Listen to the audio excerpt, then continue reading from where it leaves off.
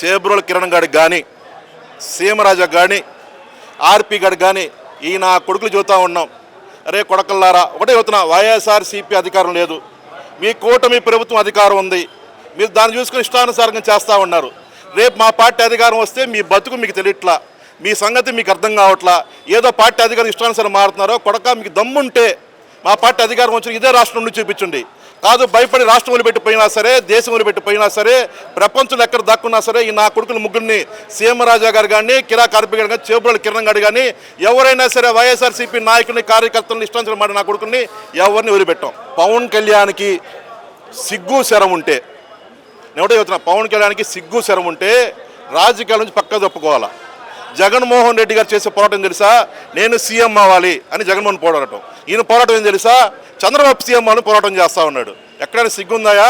నేను నమ్మి చెప్పి జనసేన నాయకులు, కార్యకర్తలు ఎంత కష్టపడతా ఉన్నారు, నీకేమైనా సిగ్గుందా?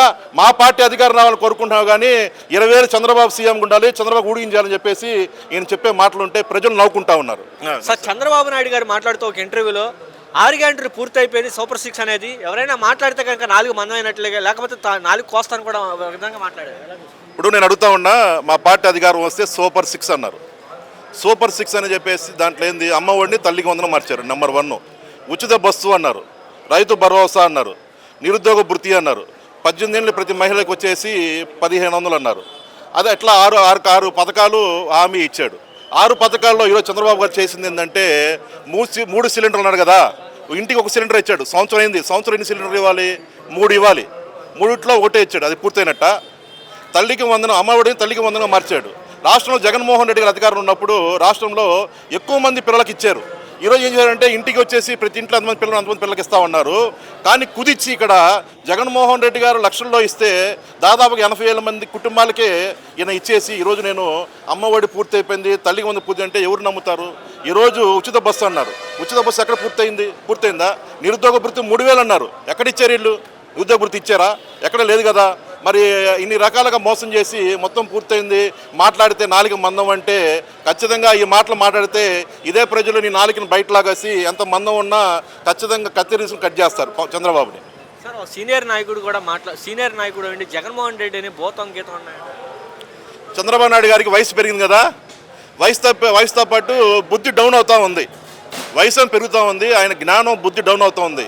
ఆయన ఏం మాడుతున్నాడో చంద్రబాబుకి అర్థం కావట్లా, ఒక భయంలో ఉన్నాడు. ఎందుకంటే జగన్మోహన్ రెడ్డి గారు రేపొద్దున మా పార్టీ అధికారం వస్తే, రేపొద్దున మేము అధికారంలో ఉన్నాము, మేము మారుతున్నాము, ఖచ్చితంగా రేపు పార్టీ జగన్మోహన్ అధికారంలో వస్తే ఏం చేస్తాడన్న భయంతో ఇప్పటి నుంచే ఏదో ప్రజల్లో నుంచి జగన్మోహన్ రెడ్డిని దూరం చేయాలని చెప్పేసి పిచ్చి మాటలు మారుతున్నారు. కానీ ప్రజలందరూ తెలుసు జగన్మోహన్ రెడ్డి గారు దేవుడో లేదా భూతమో ప్రజలు ఖచ్చితంగా తెలుసు.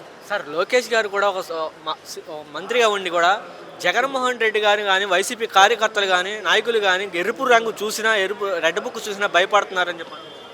ఇప్పుడు రెడ్ బుక్ చూసి ఎవడు భయపడట్లా. ఏమనుకున్నా లోకేష్, రెడ్ బుక్ అంటే నాయకులకి, కార్యకర్తలకి భయం వేస్తూ ఉంది, నేనంటే భయం వేస్తూ ఉంది, రెడ్ బుక్ భయం వేస్తాను అనుకుంటున్నారు. భయపడితే మీరు ఒకటి గమనించండి, రాష్ట్రంలో జగన్మోహన్ రెడ్డి గారు సీఎంగా ఓడిపోయినాక 10ల సంఖ్యలో మాడేవాళ్ళు జగన్మోహన్ రెడ్డి గారు సపోర్ట్గా ఈరోజు వేల మంది ముందుకు వచ్చి ప్రభుత్వం నిలదీస్తున్నారంటే రెడ్ బుక్కి భయపడుతున్నారా? భయపడినట్ట? పిచ్చి మాటలు చల్లవు ఇక్కడ. ఖచ్చితంగా రెడ్ బుక్ భయపడి ఎవరు లేడానా? నువ్వేం చేస్తావు? మేము మాట్లాడితే అరెస్ట్ చేసి జైలు పంపిస్తావు, చంపలేవు కదా. ఖచ్చితంగా మీ పార్టీ అధికారం పోయే వరకు, జగన్మోహన్ రెడ్డి గారు సీఎం అయ్యే వరకు రెడ్ బుక్ లేదు, తొక్కలో బుక్ లేదు. ఖచ్చితంగా మా పార్టీ అధికారం వస్తుంది. ఈసారి నువ్వు రెడ్ బుక్ని భయపిస్తున్నావు కదా, జగన్మోహన్ రెడ్డి గారు వస్తే గుడ్ బుక్ మేము చూపిస్తాం, 2.0 అనేది మేము చూపిస్తాం ఖచ్చితంగా. సార్, 2.0 అంటే ఏంటి అసలు? అంటే భయపెడతారా జనాలను అందరూ? 2.0 అంటే భయపడతాం కాదు, మీరు గమనించాల్సిన అవసరం ఏంటంటే జగన్మోహన్ రెడ్డి గారు 2.0 అంటే మంచి పరిపాలన అంతకన్నా అందిస్తాం మేము.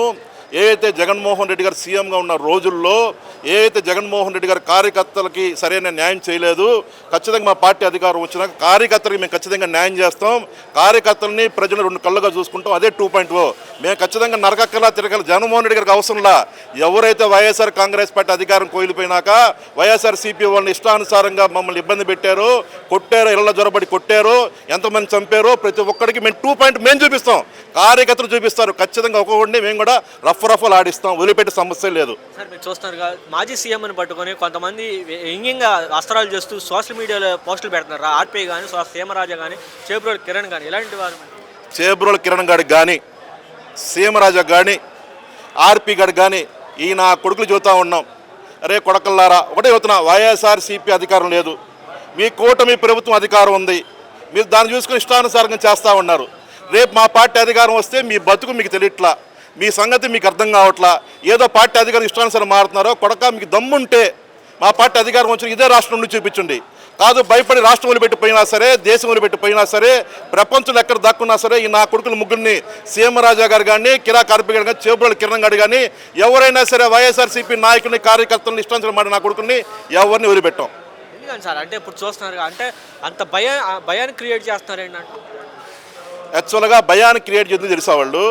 వైఎస్ఆర్ కాంగ్రెస్ పార్టీ కార్యకర్తలు భయపడి ఇళ్ళ నుంచి బయటికి రారు, వీళ్ళని భయపడితే ఇళ్ళలోనే ఉంటారు, ఖచ్చితంగా మన ప్రభుత్వాన్ని మనం కొనసాగించని చెప్పి ఆలోచన చేస్తూ ఉన్నారు. కానీ మీరు గమనించారు లేదు, వైఎస్ఆర్ కాంగ్రెస్ పార్టీ అధికారం కోల్పోయిన సంవత్సరం లోపే ఈరోజు ప్రజలు మీరు ఏ కార్యక్రమం తీసుకున్నా సరే ప్రజలు తొండ జగన్మోహన్ రెడ్డి గారు చూడండి, ఎక్కడికి వెళ్ళినా సరే రాప్తాడు వెళ్ళారు, రాప్తాడులో ఎంతమంది వచ్చారు జనాలు. ఎవరైనా జగన్మోహన్ రెడ్డి గారు వస్తున్నారని చెప్పేసి చిన్న స్టేట్మెంట్కి లక్షల మంది తరలి వస్తూ ఉన్నారు. మొన్న తెరాల ప్రోగ్రాం చూసుకోండి, మన సత్తెనపల్లి ప్రోగ్రాం చూసుకోండి, జనాలు ఎంతమంది వచ్చారు. జగన్మోహన్ రెడ్డి గారు తాడేపల్లి నుంచి గుంటూరు మీదుగా సత్తెనపల్లి వెళ్తూ ఉంటే లక్షల మంది జనాలు స్వచ్ఛందంగా వచ్చారు. మరి పొదులు తీసుకుంటే పొదులు లక్షల మంది వచ్చారు. వీళ్ళందరూ భయపడి వెళ్తా ఉన్నారా? జగన్మోహన్ రెడ్డి గారు సీఎంగా మాకు కావాలి, జగన్మోహన్ రెడ్డి గారిని ఓడిచ్చారు వీళ్ళు, ఖచ్చితంగా వీళ్ళని వదిలిపెట్టడం, మళ్ళా జగన్మోహన్ రెడ్డి సీఎం చేసుకుని ఖచ్చితంగా ప్రజలు రోడ్డు మీదకి వస్తూ ఉన్నారు. సార్ జగన్మోహన్ రెడ్డి గారు పిలుపుకోవడం జరిగింది, బాబు సూర్యుడి మోసం గ్యారెంటీ అనే కార్యక్రమం చేపట్టాలని చెప్పారు. జనాల్లోకి వెళ్తే స్వాగతిస్తారన్నారా ప్రజలు? నిజం అది. ఎందుకంటే బాబు షూరిటీ మోసం గ్యారెంటీ మాట ఎందుకంటున్నామంటే, నేను చిన్న మాట యువత, చంద్రబాబు ఎన్టీ రామారావు గారికి ఎన్నుపోటు పొడిచినాక 2009లో విజన్ 2020 అని చెప్పేసి ఆయన ప్రజల్లోకి వచ్చాడు. ప్రజలు నిజంగా విజన్ 2020 అన్నాడు, పేదవారిని కోటేశ్వరం చేస్తా ఉన్నాడు, పేదరిక నిర్మూలన చేస్తామని చెప్పేసి విజన్ అని చెప్పేసి 1999 అబ్బాయి, ఇది 2009 కాదు, 99 మైండ్ తీసుకున్నాను. ఓకేనా? చంద్రబాబు ఎన్టీ రామారావు గారికి ఎన్నుపోటు పొడిచినాక 99లో ఫస్ట్ ఎలక్షన్కి వెళ్ళాడు, విజన్ 2020 అన్నాడు. ఏదో విజన్ 2020 అన్నాడు, కొత్త మాటగా వినపడతా ఉంది, పేదరిక నిర్మూలన చేస్తా ఉన్నాడు, ఒకసారి చంద్రబాబు మళ్ళీ చూద్దామని చెప్పేసి చంద్రబాబుకి ప్రజలు అవకాశం ఇచ్చారు. చంద్రబాబు గెలిచినాక విజన్ 20 లేదు, ఏం లేదు, విజన్ 20 అని చెప్పి మోసం చెప్పి ప్రజలకు అర్థమైపోయి చంద్రబాబుని ఓడించి రాజశేఖర రెడ్డి గారిని 2004లో మంచి భారీ మెజార్టీతో సీఎంగా చేశారు. రాజశేఖర రెడ్డి గారు చనిపోయినాక 2009లో రాష్ట్రం చనిపోయినాక నేను సీనియర్ని, అనుభవం ఉన్న నాయకుడు అని చెప్పేసి 2014లో మళ్ళా ప్రజలు వచ్చేసి మళ్ళా మాయమాటలు చెప్పేసి గెలిచాడు. గెలిచినాక ప్రజలు ఏం చేశారు, ఈ నమ్మి మళ్ళీ మోసపోయామని చెప్పేసి మళ్ళీ జగన్మోహన్ రెడ్డి గారిని భారీ మెజార్టీతో గెలిపించారు. ఈసారి కొత్తగా ఏం వచ్చాడు తెలుసా, పేదవారిని కోటీశ్వరం చేస్తాను వచ్చాడు. ఏం చెప్పాడు?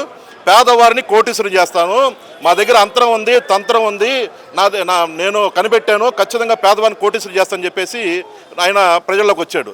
పార్టీ అధికారం వచ్చింది, ఈరోజు పేదవారిని కోటీశ్వరం చేశాడు. ఎక్కడన్నా మాయ మాటలు చెప్పి గెలిచినాక ఈరోజు అడుగుతూ ఉంటే ప్రజలు, ఏంటి సార్ మా పథకాలు ఎక్కడా అంటే, నేను పథకాలు ఇద్దాం అనుకున్నాను, ఖజానా ఖాళీగా ఉంది, ఏం చేయాలి నాకు అర్థం కావట్లేదు, మీరు ఏమన్నా నా చెవులో చెప్పండి, ఖచ్చితంగా మీ అందరికి న్యాయం చేస్తానని చెప్పేసి బోటకు మాటలు చెప్పేసి బాబు షూరిటీ మోసం గ్యారెంటీ లాగా ఈరోజు చంద్రబాబు పరిస్థితి ఉంది.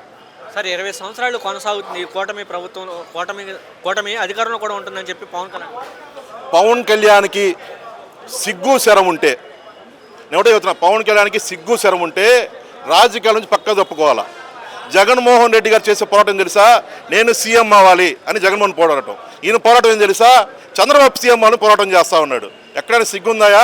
నేను నమ్మి చెప్పి జనసేన నాయకులు కార్యకర్తలు ఎంత కష్టపడతా ఉన్నారు, నీకేమైనా సిగ్గుందా?